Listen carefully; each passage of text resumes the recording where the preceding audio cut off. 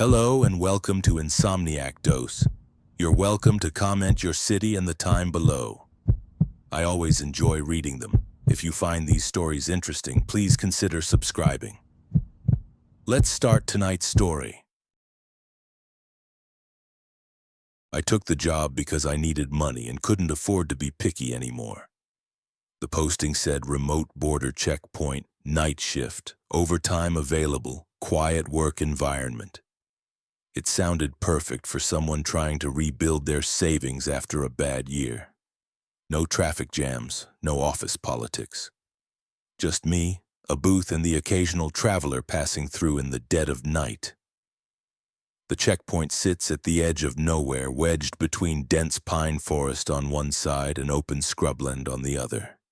There's one cracked two-lane road cutting through the landscape like a scar, one massive floodlight mast that hums constantly, and a small trailer that serves as the office. The trailer smells like old coffee, stale air, and something faintly metallic I couldn't quite place. The kind of smell that settles into your clothes and stays there. I arrived just before sunset on my first day. The supervisor, a man named Carl, met me outside. He looked like he'd been working nights for decades. Deep lines around his eyes, graying stubble, and a voice like gravel being ground underfoot. He didn't waste time with pleasantries. "You're the new night guard," he said, not a question. "Come on, I'll show you the setup before I leave." The tour was brief and mechanical. He pointed out the gate arm, which looked older than I was, painted in faded yellow and white stripes. The camera feeds displayed on two grainy monitors inside the booth, one covering the approach lane, the other aimed at the holding area behind the checkpoint.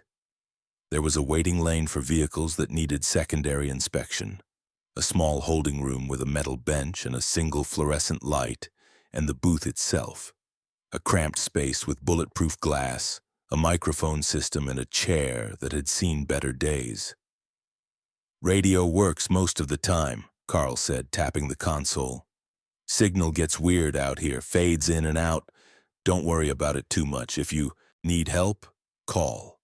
Someone will hear you eventually." I nodded, trying to absorb everything. It seemed straightforward enough. Check IDs, wave people through, log vehicles, and handle the occasional paperwork issue. I'd worked retail before.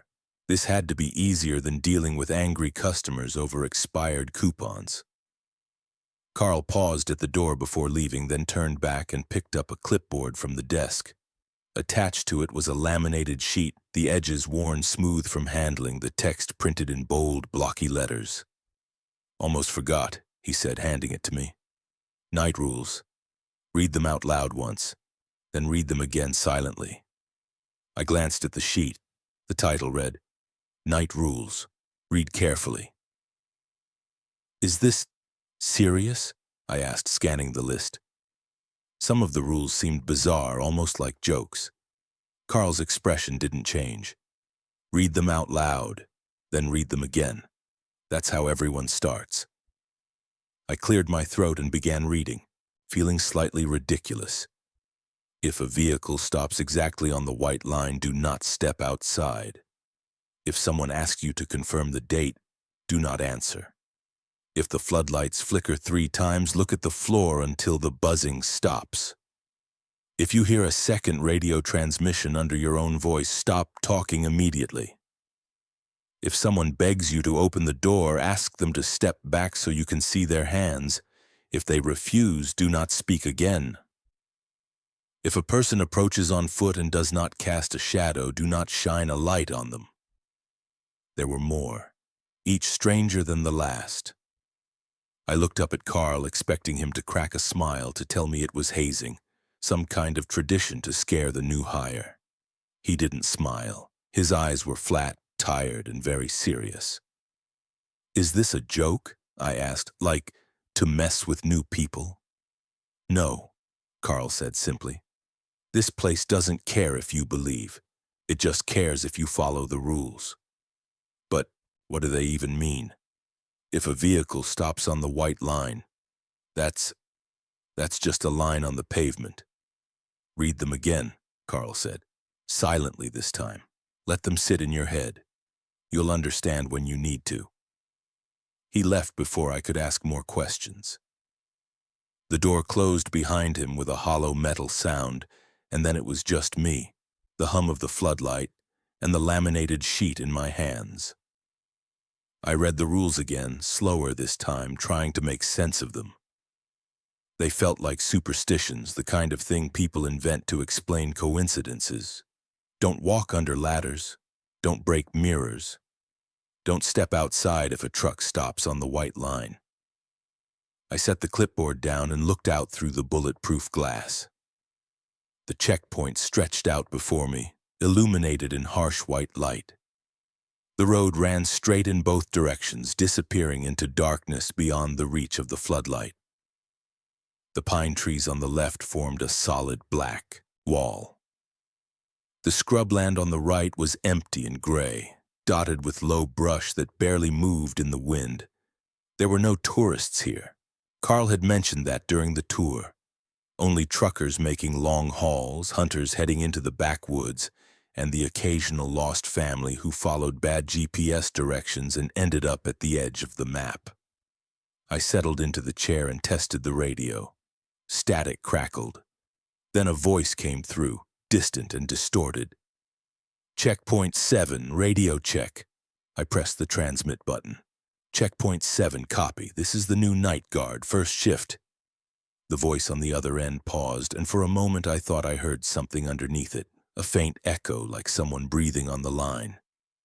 Copy that. Welcome aboard. Stay sharp. The radio clicked off. Silence returned, thick and heavy. I glanced at the laminated sheet again, at the rule about hearing a second transmission under your own voice. Stop being paranoid, I muttered to myself. It's just a quiet job. That's all.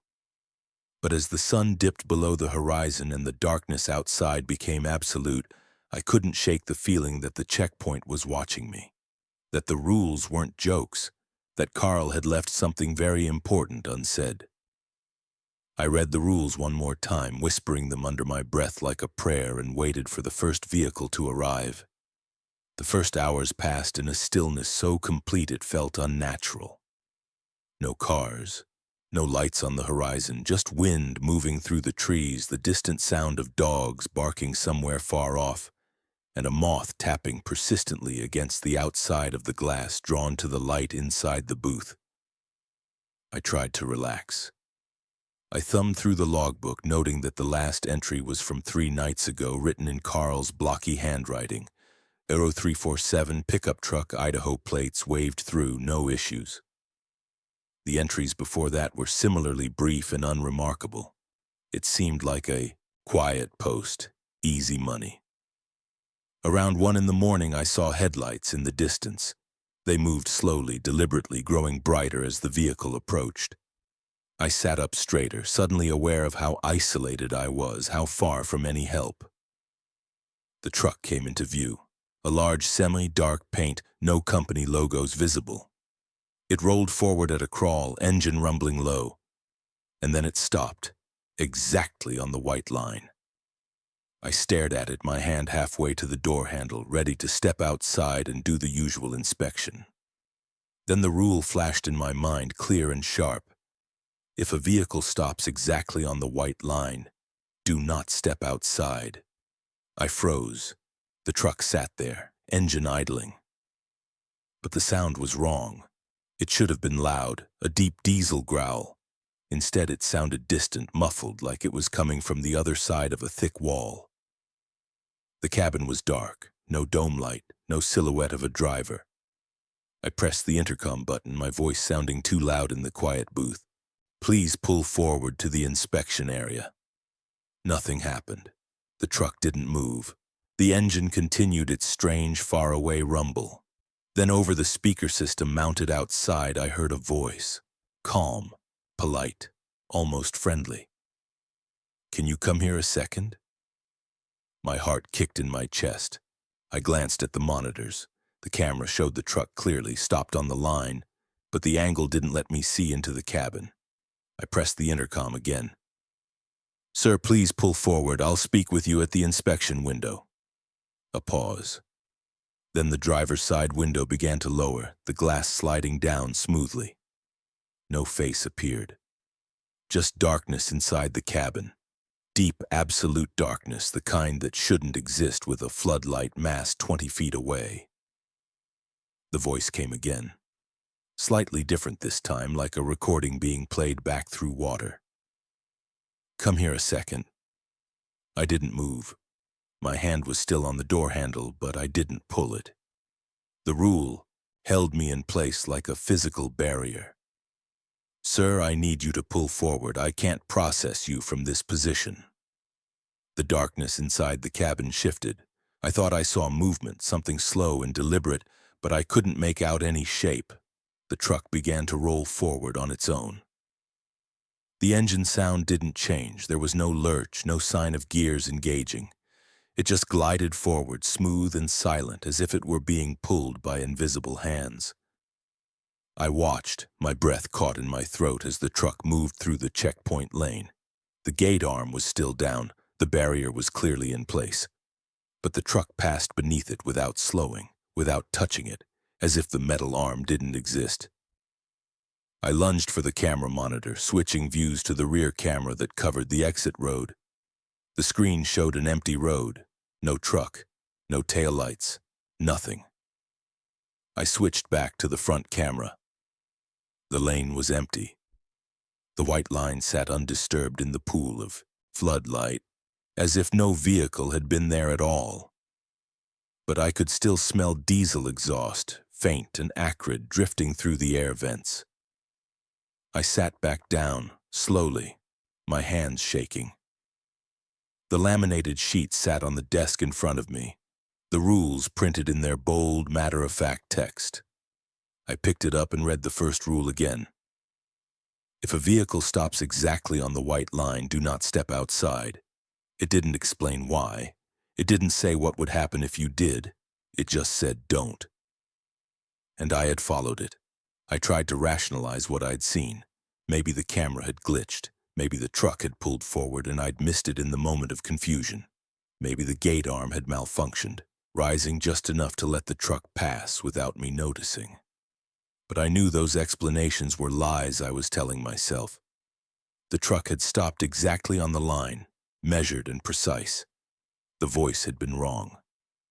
The darkness in the cabin had been too deep, and the truck had passed through a solid barrier as if the physical world was negotiable. I thought about Carl's face, the flatness in his eyes when he'd handed me the rules. The way he'd said, "This place doesn't care if you believe." I understood now. The rules weren't for criminals. They weren't about checking IDs or catching smugglers. They were for something else. Something that used the checkpoint like a doorway, testing the edges, waiting for someone to make a mistake. I looked at the logbook, at all the brief, unremarkable entries. How many of those nights had been like this? How many times had Carl sat in this booth following the rules, watching things that shouldn't exist? I picked up the radio, suddenly desperate to hear another human voice. Checkpoint 7 to dispatch. I just had a vehicle that... I stopped. What was I going to say? That a truck had driven through a solid gate? That the driver's cabin was full of impossible darkness? I released the transmit button. The radio crackled with static, then fell silent. I sat in the booth, staring out at the empty road, at the white line glowing under the floodlight, and felt the first crack in my understanding of reality. The rules were real. The threat was real. And I had 8 more hours until dawn. I wasn't alone for the whole night. Around 3 in the morning, another vehicle pulled up, a dusty patrol car with county markings. A young officer climbed out, maybe mid-20s, with the kind of swagger that comes from not having worked a place long enough to learn its dangers. His name was Tyler. He'd been assigned to rotate through the checkpoint once a week, part of some interagency cooperation program. He strolled into the booth, chewing gum, his boots loud on the metal steps. "New guy?" he asked, not waiting for an answer. Yeah, Carl mentioned someone was starting. How's it going? Quiet? Yeah, I said. Quiet. He snorted. It's always quiet. That's the whole problem with this post. Boring as hell. I keep telling my sergeant it's a waste of resources, but they don't listen. He glanced at the laminated sheet on the desk, still sitting where I'd left it. Oh man, they gave you the list, the famous night rules. He picked it up, grinning. This thing is such bullshit. Old-timers made it up to mess with people. Don't step outside if a truck stops on the line. It's just a line, dude. Don't confirm the date. Like what, the calendar's gonna attack you? I didn't respond. I wanted to tell him what I'd seen earlier, but something stopped me. Maybe it was the way he was talking, so confident, so dismissive. Or maybe it was the part of me that still wanted to believe he was right, that it was all superstition. Tyler tossed the sheet back on the desk. Best way to survive this job? Don't feed the myth. Do your job, process people, and go home. That's it. We sat in uncomfortable silence for a while. He scrolled through his phone, occasionally making comments about how bad the cell signal was. I kept my eyes on the road, watching the darkness beyond the floodlight. Then the headlights appeared. A sedan this time, an older model with a dented bumper.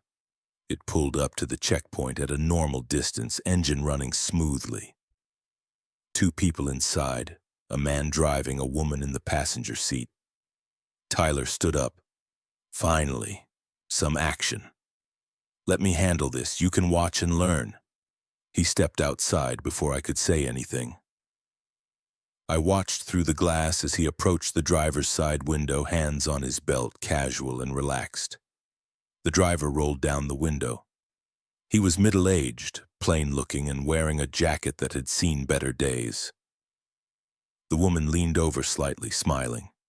Her voice carried through the open window, friendly and normal. Evening, officer.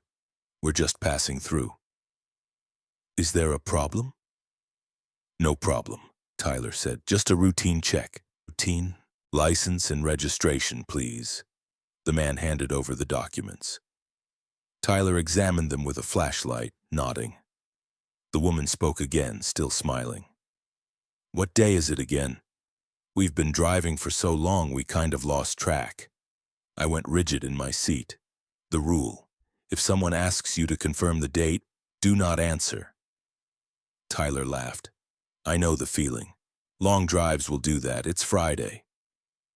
Well, technically Saturday now, September 23rd. The woman's smile widened. Thank you. That's very helpful. The man nodded, taking back his documents. Appreciate it, officer. Tyler waved them through. The sedan rolled forward slowly, disappearing into the darkness beyond the checkpoint. He walked back to the booth, grinning. See? Normal people. Normal questions. Nothing weird. You've just got to treat this like any other job. But I was staring at him, at the change in his face that he hadn't noticed yet. Tyler, I said quietly. What did you just tell them? He blinked. What? What day did you tell them? He frowned, his confidence flickering. It's Friday. No, wait, Saturday. It's Saturday, September. He trailed off, his expression going blank. What day is it? You don't remember? I just said it. I literally just said it. His voice rose slightly, frustration creeping in. It's... The floodlights flickered once. Tyler's face went pale, the lights flickered again. Shit, he whispered. The lights flickered a third time and a high-pitched buzzing filled the air, sharp and painful. I looked down at the floor, following the rule, my heart hammering. I heard Tyler moving, his boots scraping on the pavement outside, but I didn't look up. The buzzing intensified, vibrating in my teeth, in my skull. It felt like something was pressing down on the booth, on the entire checkpoint, testing its boundaries. Then it stopped. I waited, counting to 10, then slowly raised my eyes. Tyler was standing outside the booth, staring down the road where the sedan had gone. His face was slack, his eyes unfocused. I opened the door carefully. "Tyler, you okay?" He didn't respond. His lips were moving, but no sound came out at first. Then I heard it, soft and rhythmic like a chant. September 23rd, September 23rd, September 23rd. "Tyler, stop!" September 23rd, September 23rd. He said it over and over, his voice flat and mechanical, as if the date was the only thing anchoring him to reality.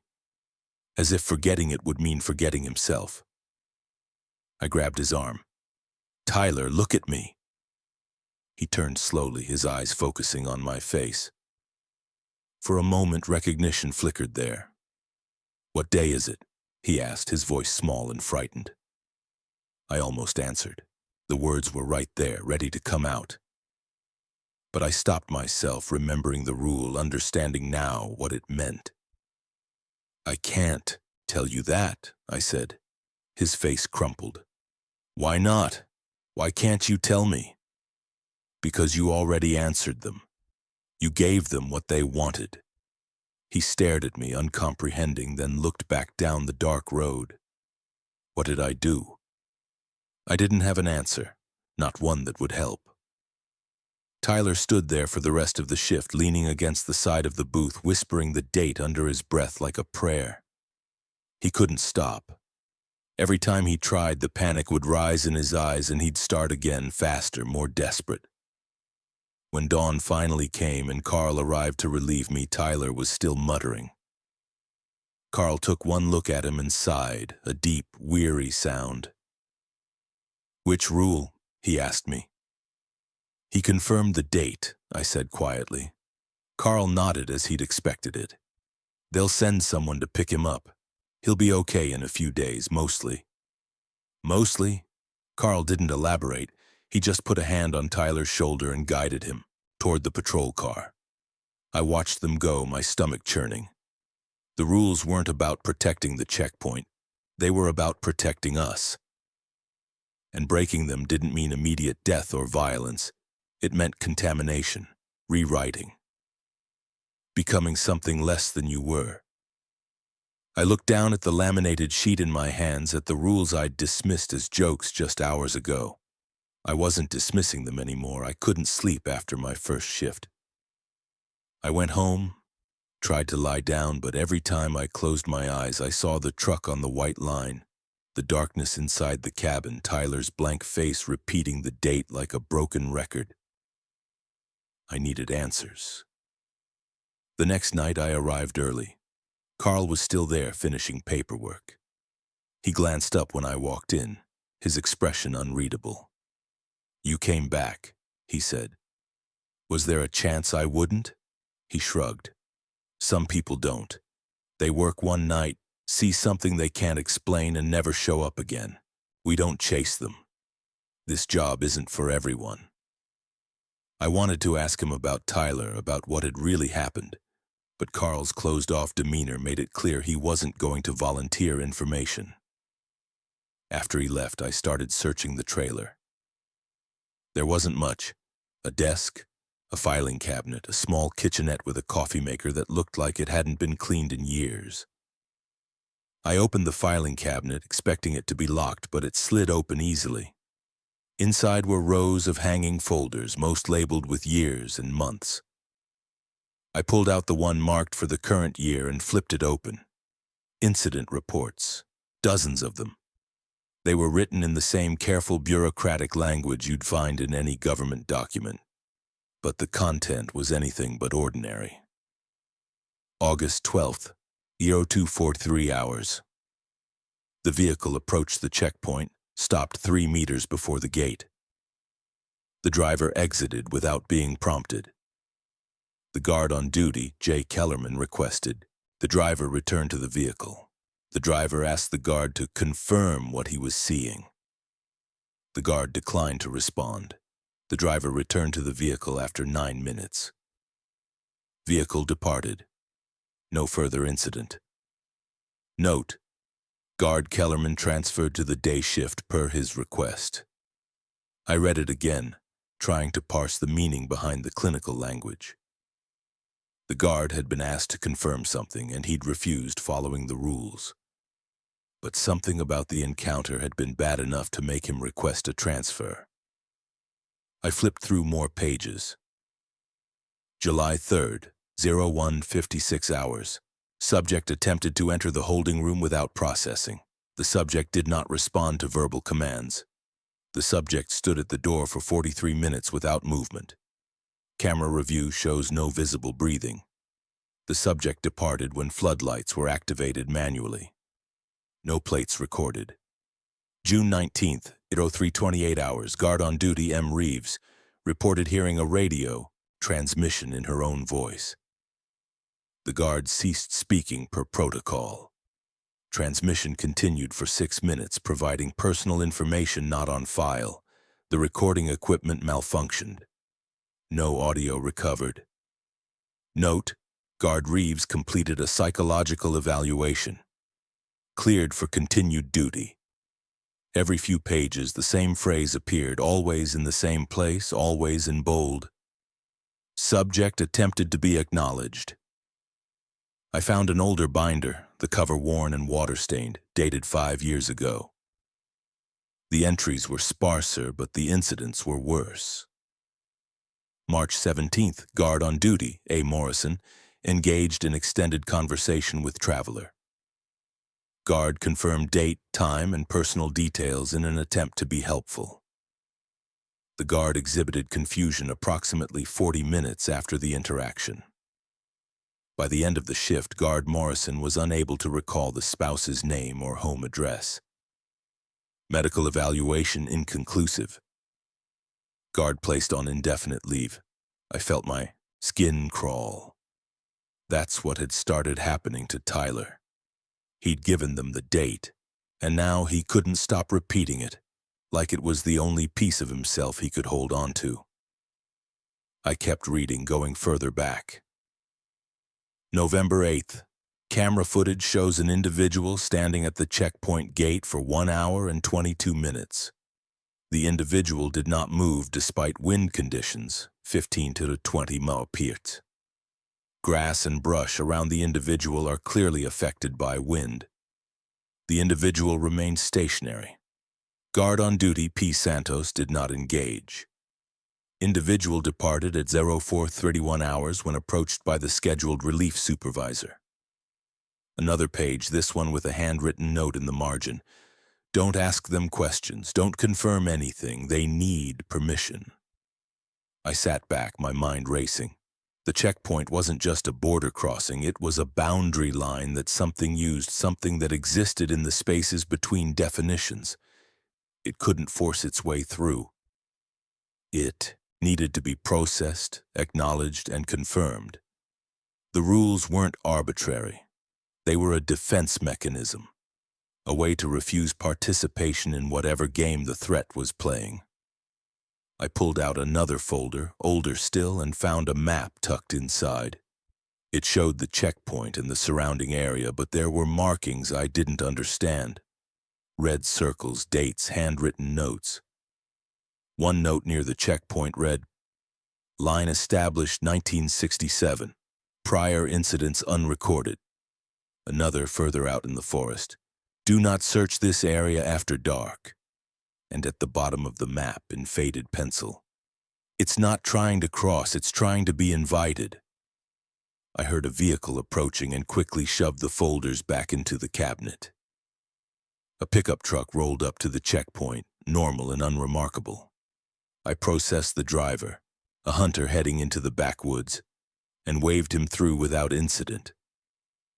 But as I watched his taillights disappear, I thought about the logs, about all the guards who had worked here before me, all the incidents that had been carefully documented and filed away. This place had a history. A long, dark history of people encountering something that shouldn't exist. Something that tested them, probed them, tried to trick them into giving it what it needed. And the only thing keeping it at bay was a laminated sheet of rules that sounded like jokes. I looked out at the white line glowing under the floodlight. How many times had something stopped there, waiting to be acknowledged? How many guards had stood where I was standing, following the same rules, fighting the same fight? I picked up the radio, testing the connection. Static crackled, then cleared. "Checkpoint 7, radio check," a voice responded, distant and professional. "Copy, checkpoint 7, all clear." I set the radio down and pulled out the laminated sheet, reading the rules one more time. This wasn't just a job, it was a war of attrition. And I was the newest soldier. Around 4 in the morning, I heard a vehicle I recognized. The rumble of an old diesel engine, the crunch of tires on gravel. A battered SUV pulled up to the checkpoint and a man climbed out. He was older than Carl, maybe in his 60s, with the kind of weathered face that comes from years of night shifts and things that don't belong in official reports. He wore a faded uniform jacket and moved with the careful economy of someone who'd learned not to waste energy. I'd seen his name in the old incident reports. Santos. P. Santos. He'd been mentioned more than once, always in the context of handling situations that had gone sideways. He knocked on the booth door, 2 measured taps, and I let him in. "You're the new one," he said, not a question. "Carl said you made it through your first night. That's good. Are you here to check on me?" Santos shook his head. "I'm here to see if you're going to make it through the second. That's when most people break. First night, you're in shock. Second night, you start asking questions." He glanced at the filing cabinet. "I see you've been reading." I felt caught, like a student called out in class. I needed to understand what this place is. "And do you?" I hesitated. I think the checkpoint is on some kind of boundary, not just between states or countries, between something else. Santos pulled out the other chair and sat down slowly as his joints hurt. "That's a good start. Better than most. You want the full explanation or just enough to keep you alive?" "Both." He smiled, a thin, humorless expression. "Fair enough. The checkpoint was built in 1967, right on a line that people used to call a lot of things. Thin place, crossing, border between the known and the other. Doesn't matter what you call it. What matters is that it's here and something on the other side noticed." "What is it?" "We don't know. No one's ever gotten a good look. It doesn't come through as you'd expect. It doesn't force anything. It's patient, intelligent, and it follows rules of its own that we don't fully understand." He leaned forward, his voice dropping. "But we know one thing for certain. It can't cross on its own. It has to be processed. Processed. Like a traveler, like paperwork, it needs permission, acknowledgement. Someone has to confirm it's there, confirm it exists, confirm it has a right to pass through. Once you do that, you've invited it in." I thought about the truck on the white line, the voice asking me to come outside. And if I'd stepped out, if I'd gone to the truck?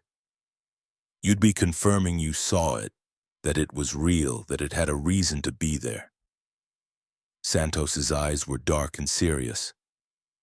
After that, it would have a claim on you. Not immediate, not violent, but piece by piece, you'd stop being yourself. You'd become a doorway. The word hung in the air between us, heavy and final. "Tyler," I said quietly. "The officer who told them the date. He can't stop repeating it now." Santos nodded. "He gave them a piece of information. Confirmed something they asked for. Now that piece of him belongs to them. He'll recover mostly, but he'll never be quite the same. He'll always feel like something is missing, like he forgot something important. And if he keeps working nights, if he comes back here, they'll ask for more.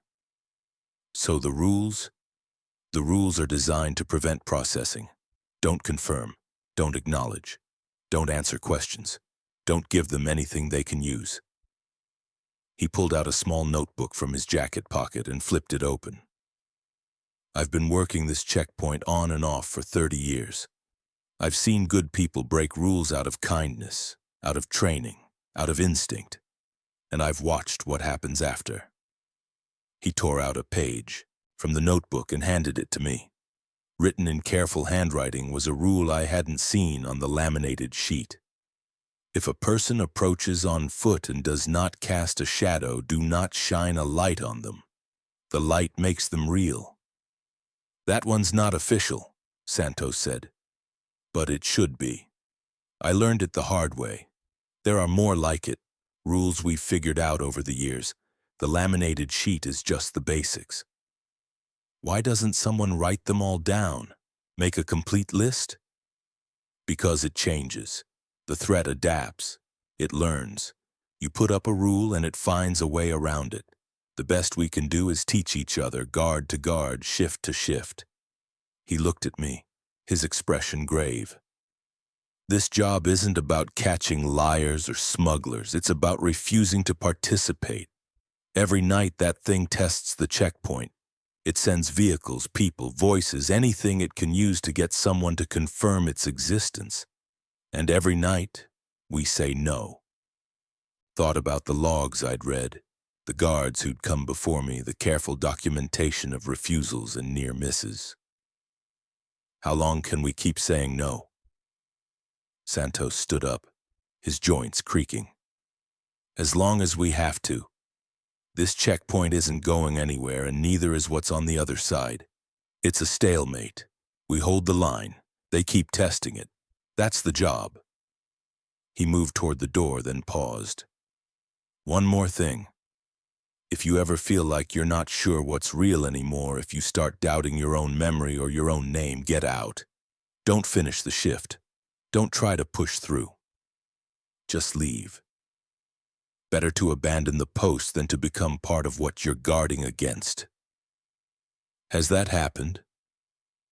Twice that I know of. Both times we found the guard still sitting in this booth answering questions for travelers that weren't there. He opened the door, letting in the cool night air.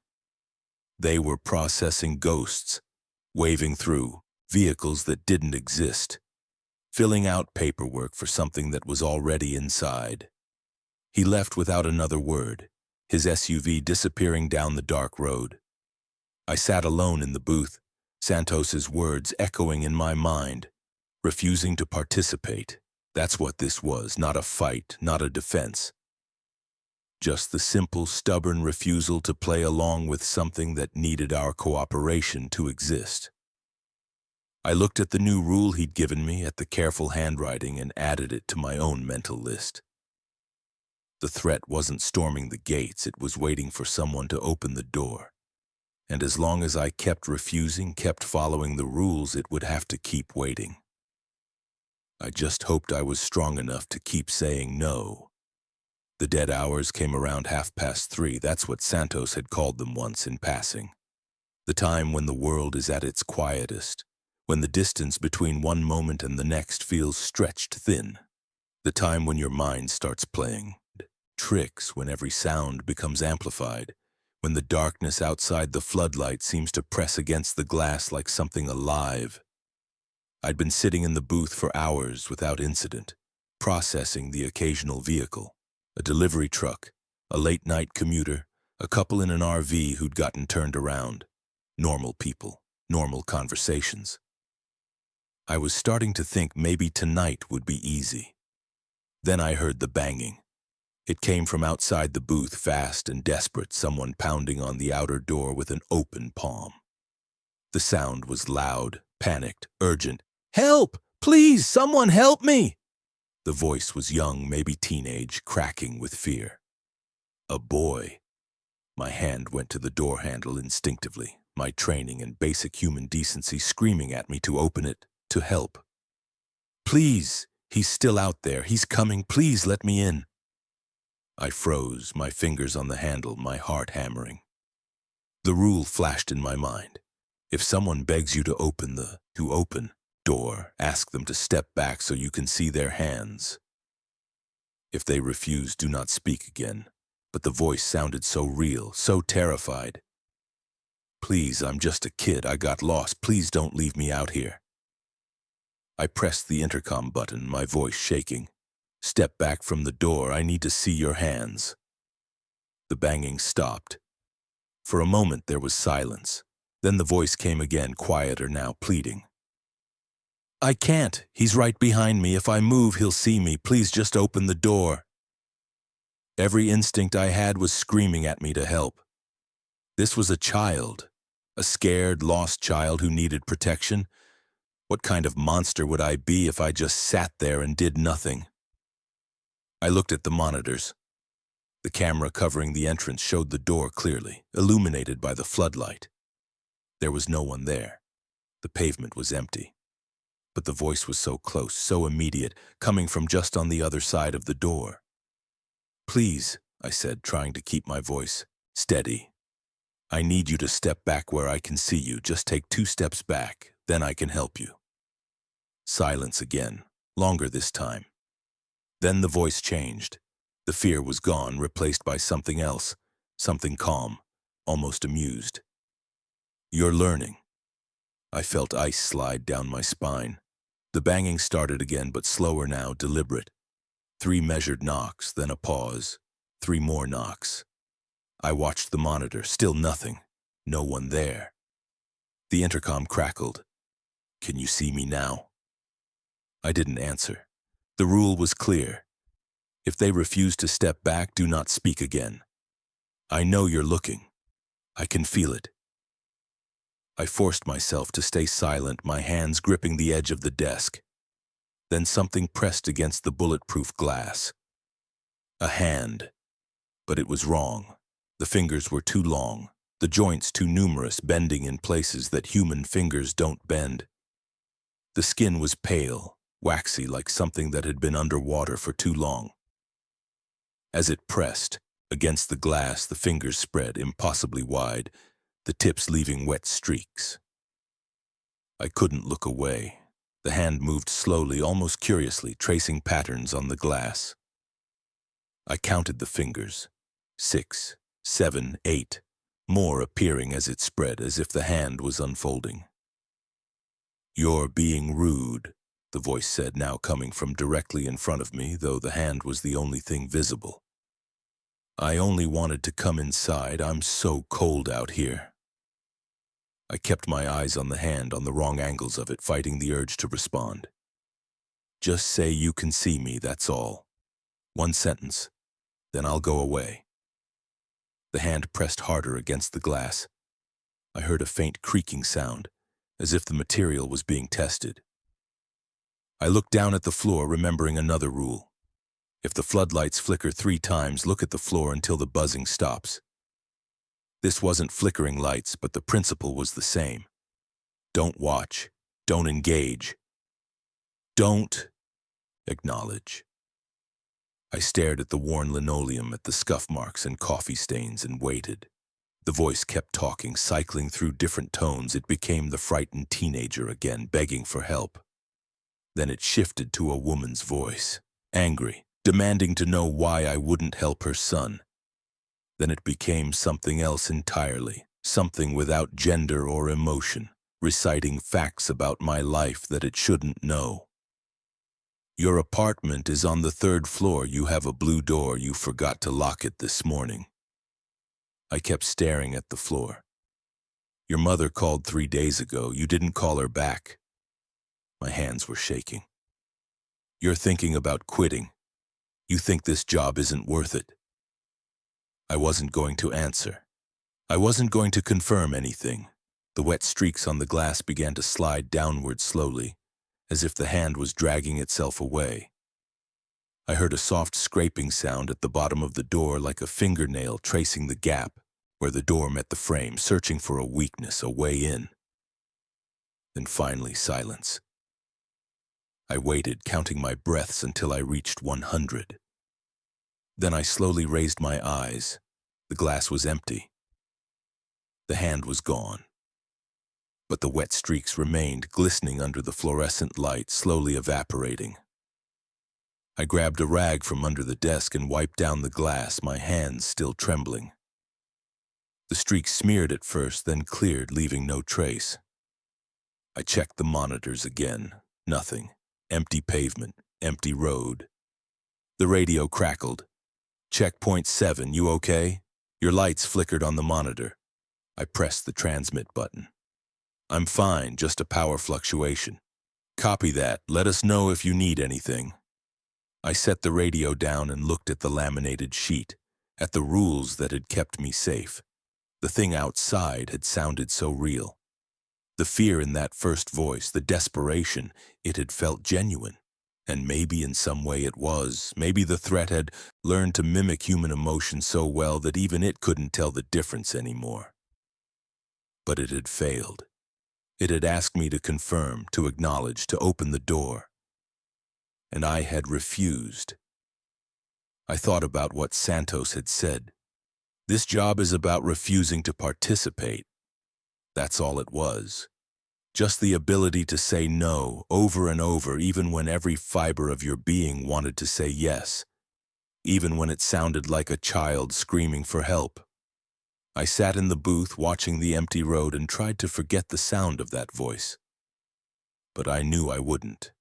Not ever. It happened just after 5 in the morning when the sky was still dark but starting to show the first hint of gray at the horizon.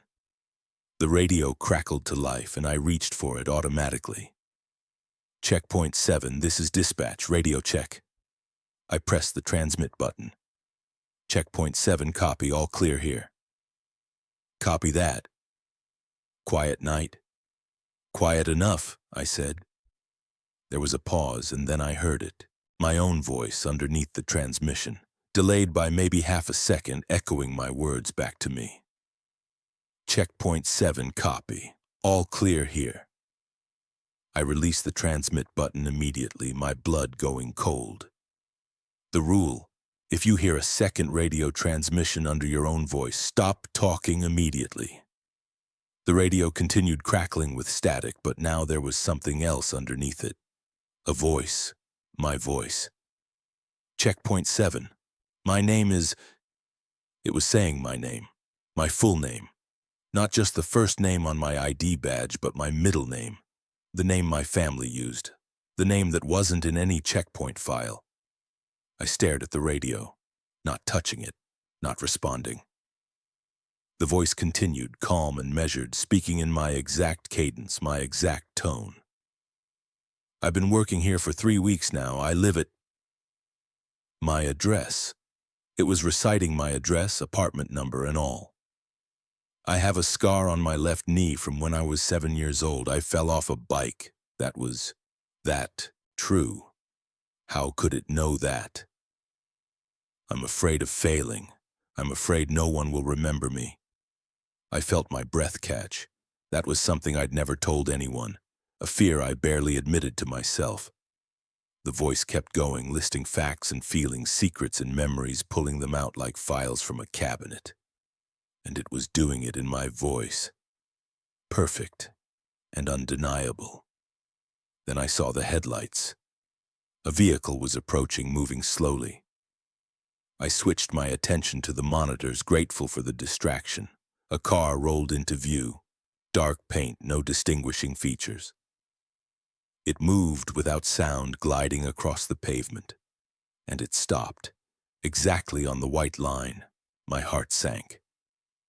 The radio was still talking, still using my voice, now recounting a conversation I'd had with my mother last year, word for word. The car sat on the line, engine silent, headlights dimmed. The floodlight illuminated it clearly, but something about it looked off, like a photograph that had been slightly overexposed. I checked the timestamp on the monitor. It read 5:47 a.m. I glanced at my watch. It said 5:23 a.m.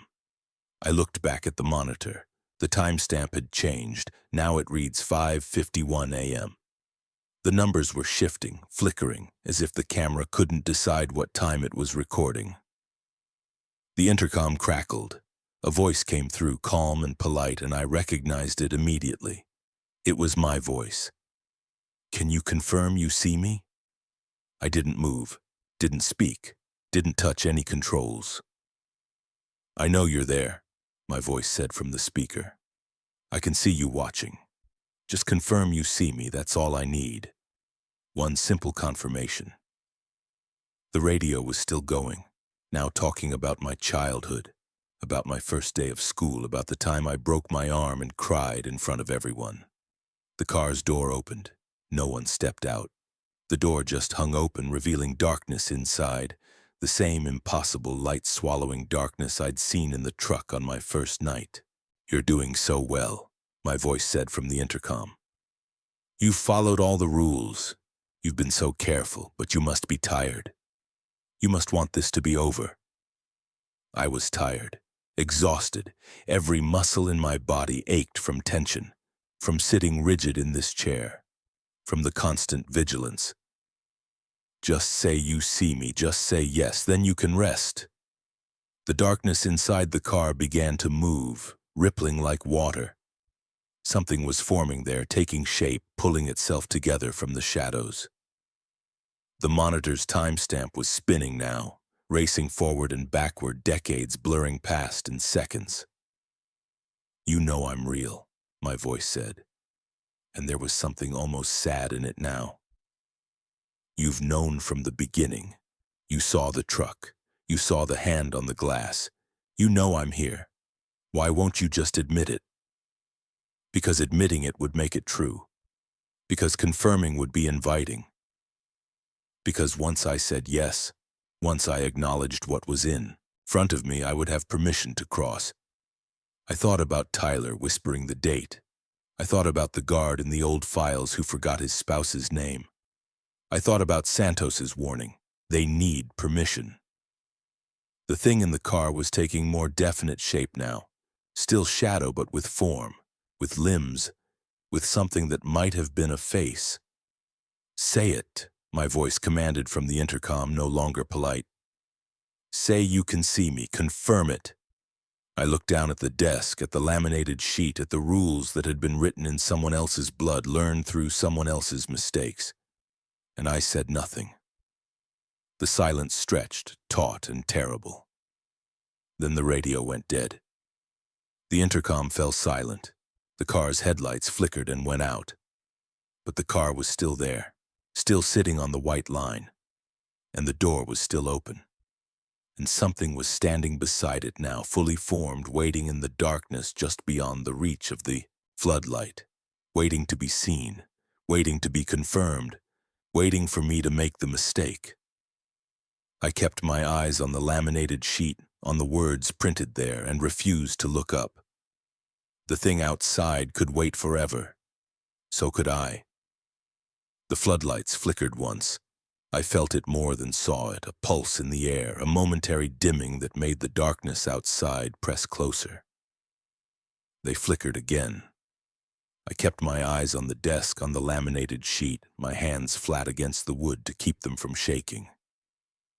The third flicker came, and with it a high-pitched buzzing that seemed to come from everywhere at once. It vibrated in my teeth, in my skull, behind my eyes. The sound wasn't just audible. It was physical, like fingers pressing into my brain. I stared at the floor, following the rule, every instinct screaming at me to look up to see what was happening. The buzzing intensified. I could feel the booth trembling slightly, or maybe it was just me. The air felt thick, pressurized, like being underwater. Then I heard it. A click, the holding room door. I checked it at the start of my shift, like always. It had been locked. The deadbolt was turned. I'd tested it myself. But now I heard footsteps. Slow, measured, deliberate. The sound of boots on linoleum walking through the trailer with the confidence of someone who knew exactly where they were going. Coming toward the booth. I kept staring at the floor, at the scuff marks and stains, my breath coming in short, shallow gasps. The buzzing was still going, still vibrating through everything. The footsteps stopped just outside the booth door. I could hear breathing now. Slow and steady, perfectly timed, like a metronome. The door handle turned. It shouldn't have been able to. The booth door locked from the inside. I'd engaged it hours ago, but the handle turned anyway, metal grinding against metal. The door didn't open, not yet. But I could feel a presence on the other side, something waiting, testing, the boundary. I'm only trying to go where I belong, a voice said. It was soft, gentle, almost apologetic. It sounded like Santos. I nearly looked up. Santos was supposed to be safe, supposed to be one of the good ones, someone who understood this place. But Santos had left hours ago, and the rules said nothing about exceptions. The voice tried again, and this time it changed, morphing into something younger, lighter. Tyler's voice, laughing. Come on, man, this is ridiculous. It's just me. Open the door. This whole thing is a prank. Remember, we're messing with you. I wanted to believe it. God, I wanted to believe it so badly. But Tyler couldn't laugh anymore. Tyler could barely remember his own name. The voice shifted again, becoming Carl's gravel-rough tone, angry now. Open this door right now. That's an order. You're in violation of about 6 different protocols. I'm writing you up for insubordination. My hands pressed harder against the desk. The laminated sheet was right in front of me, the words blurring slightly as my eyes watered from the strain of not blinking. The doorknob stopped turning. Then came a new sound. Soft, almost delicate, scraping. Something was tracing the bottom edge of the door, following the thin gap where the door met the frame. It sounded like a fingernail, but longer, harder, more deliberate. It moved slowly, methodically, as if mapping the entire perimeter, searching for the smallest weakness, the tiniest crack. The buzzing began to fade, dropping in pitch and volume. But I didn't move, not yet. The rules said to wait until it stopped completely. The scraping continued, patient and thorough, making its way around the door frame. Then it stopped. The buzzing cut out entirely. Silence fell like a weight. I waited, counting to 30 in my head, then slowly, so slowly, raised my eyes. The booth was empty except for me. The door was closed, locked from the inside just as I'd left it. The cameras showed the normal checkpoint, the floodlight illuminating the empty pavement. The car was gone from the white line. I stood on shaking legs and approached the door, looking down at the gap at the bottom. There were scratches in the metal frame. Long, deep gouges, fresh and bright against the old paint. They ran the entire perimeter of the door, precise and deliberate. Something had been here. Something had tried to find a way in. And it had failed. I checked the holding room. The door was closed, locked from the outside. When I opened it and looked inside, everything was exactly as it should be. Empty metal bench, flickering fluorescent light, nothing else. But I could smell something faint in the air. Something like ozone, like the aftermath of an electrical fire. I returned to the booth and sat down, my whole body trembling with exhaustion. The rules had worked, every single one of them. They'd kept me safe, kept the boundary intact, kept the threat on the other side, but I understood now what Santos had meant about this being a stalemate. The thing outside wasn't going away. It wasn't giving up. It had infinite patience, infinite time. It would keep testing, keep probing, keep waiting for someone to make a mistake, and eventually someone would. Maybe not tonight, maybe not this week, but eventually some guard would be too tired, too frightened, too human. They'd answer a question, they'd confirm a date, they'd open a door for someone who sounded scared. And that's when it would finally cross. I looked at the scratches on the doorframe, at the evidence of something trying to unmake the barrier between its world and mine. I thought about Tyler, about the guards in the old files, about everyone who'd stood in this booth and fought this quiet, invisible war. And I understood that we weren't winning. We were just holding the line, for as long as we could. Dawn came without ceremony, the way it always did out here. The sky lightened by degrees, gray fading to pale blue, the stars disappearing one by one.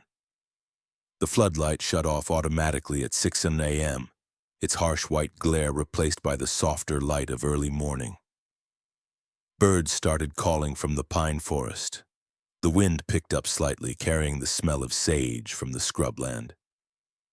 The road looked ordinary again, just cracked asphalt and faded paint, as if nothing unusual had ever happened here. Carl's truck appeared right on schedule, rolling up to the checkpoint at 6:15. He parked and walked to the booth carrying his battered coffee thermos, his face showing the same tired neutrality it always did. He stepped inside and looked at me for a long moment. "Did you answer the date?" he asked. "No." He nodded, his expression unchanging. "Good." He glanced around the booth, his eyes settling on the door frame, on the fresh scratches that hadn't been there yesterday. "Busy night," he observed. "Yeah." He didn't ask for details, he just pulled out his clipboard and started reviewing the logs, checking the entries I'd made, the vehicles I'd processed. "Tyler's being transferred," Carl said after a moment. "Medical leave. Psychological evaluation pending." "Is he going to be okay?" Carl was quiet for a moment. "They found him sitting in his patrol car this morning, parked outside his house. He was on the radio calling in his location, but he couldn't remember where he lived. He gave the dispatcher the date over and over instead of his address." He paused. "He'll recover mostly, but he's not coming back here." I thought about Tyler's confidence, his dismissal of the rules, his certainty that it was all just superstition. "How many guards have we lost?" I asked. "Lost?" Carl looked at me. "We don't lose people, not exactly, but we've had 19 transfers in the last 10 years, medical, psychological, personal reasons. Most of them last less than a month." He poured coffee from his thermos, the steam rising in the cool morning air. "You're the first one in a while who's made it past the first week. Why do you stay?" The question came out before I could stop it. Carl was quiet for a long time, staring out at the road, at the white line that marked the boundary. "Because someone has to," he finally said. "This checkpoint isn't going anywhere. What's on the other side isn't going away. If we abandon this post, if we let it go unmanned, it'll find another way through. Another place, another line." He looked at me. "At least here we know the rules. We know how to hold it back." He handed me a piece of paper folded in half. "Santos asked me to give this to you, said you were ready for it." I unfolded the paper. It was another rule handwritten in Santos's careful script. "If it asks you to confirm anything, the date, the time, your name, what you see, what you hear, it is already at the door. Silence is the only answer." Below that, Santos had added a note. "You did well.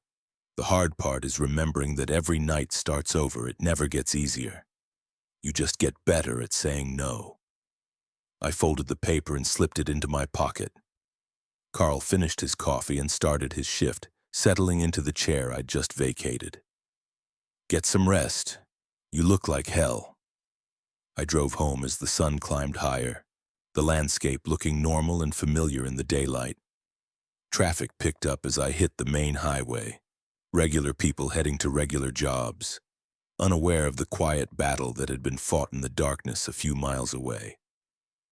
I made it to my apartment and collapsed onto the couch, too exhausted to even take off my boots. I tried to sleep, but my mind kept replaying the night.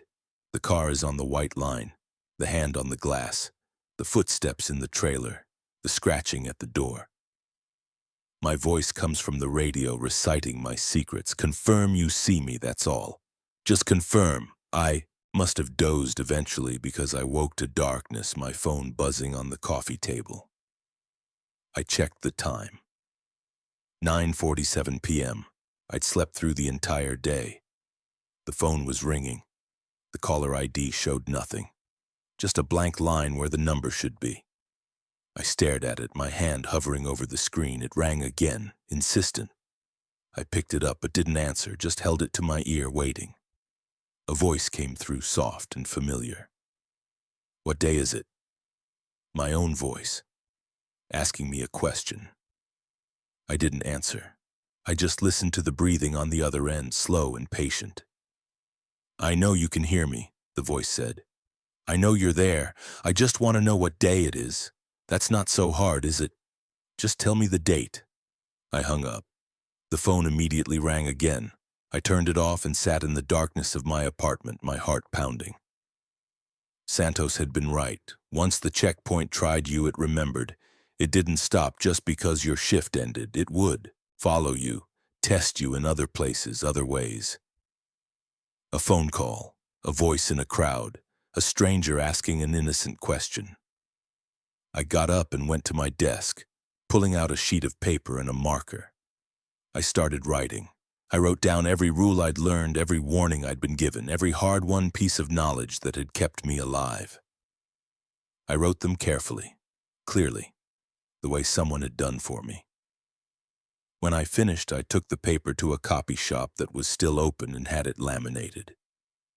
Back at home, I stared at the sheet, at the rules that looked like jokes but weren't. At the bottom, I added one final line in permanent marker. If it asks you to confirm anything, it is already at the door. I didn't sleep that night, or the next, but I went back to the checkpoint when my shift came around. Because Carl was right. Someone had to hold the line, someone had to keep saying no. And now that I understood what we were fighting, now that I'd seen what waited in the darkness, I couldn't walk away. I took my place in the booth, turned on the monitors, and checked the radio. The white line glowed under the floodlight, marking the boundary. And I waited for the vehicles that would stop exactly on it, for the voices that would ask me to confirm, for the patient, the infinite thing that would keep testing, keep probing, keep searching for the smallest crack in my resolve. I sat in the booth with my laminated sheet, with my rules written in other people's blood, and prepared to fight the same quiet battle that had been fought here for decades. The checkpoint never closed, the threat never slept. And neither would I, not anymore, not ever again. Because now I understood the truth that every guard before me had learned. This wasn't a job, it was a calling. And the only way to survive was to remember every single night that the most powerful word in the human language isn't yes, it's no. And I would keep saying it until dawn, every dawn, for as long as I could hold the line.